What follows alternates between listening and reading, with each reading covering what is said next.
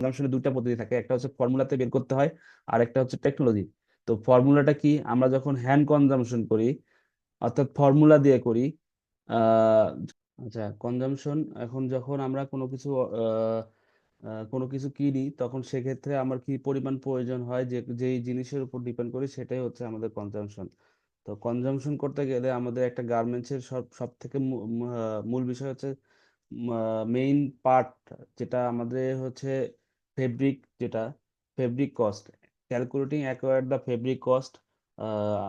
আপনার হচ্ছে fabric accounts for $4 to $5 of the cost of making of the garment.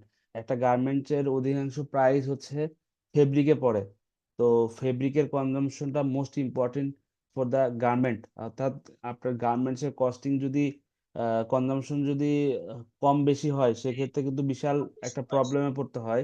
সেক্ষেত্রে গার্মেন্টসের কনজাম্পশনটা অবশ্যই, কনজাম্পশন বের করব অবশ্যই প্রপারলি প্রপারলি কনজাম্পশনটা বের করতে হবে। তাছাড়া আমাদের যদি ফেব্রিকের কনজাম্পশন যদি আমরা বেশি করে ধরে দিই, তখন সেক্ষেত্রে দেখা যায় যে আমাদের গার্মেন্টসের প্রাইস অনেক বেশি খরচ পড়ে। যখন কোনো কিছু এখানে দেখেন, যখন আমরা গার্মেন্টসের কনজাম্পশন বের করি, একটা ফেব্রিক অ্যাক্সেসরিজ, টিমস অ্যাক্সেসরিজ যা যা লাগে, তখন কিন্তু ফেব্রিকটার প্রপার ভাবে যদি কনজাম্পশন না বের করি, সেক্ষেত্রে দেখা যায় যে যখন ফেব্রিকের কনজাম্পশন বেশি পড়ে যায়, প্রাইজের ভ্যালু অনেক বেড়ে যায়। তো যখন আমরা বেশি ভ্যালু ভ্যালু বেড়ে গেলে, তখন বায়ারকে যখন প্রাইস দিব, বায়ার তখন দেখবে যে এত প্রাইস কখনো বায়ার একসেপ্ট করবে না। তো বায়ারও যখন বিভিন্ন সাপ্লায়ার যখন অর্ডার করে বা ইনকোয়ারি পাঠায়, তখন যারটা ভালো প্রাইস পায় তাদেরকেই অর্ডার দেয়। তো সেক্ষেত্রে কনজাম্পশনটা খুব আহ সুন্দরভাবে বের করতে হবে, যাতে কোনো কম বা বেশি না থাকে।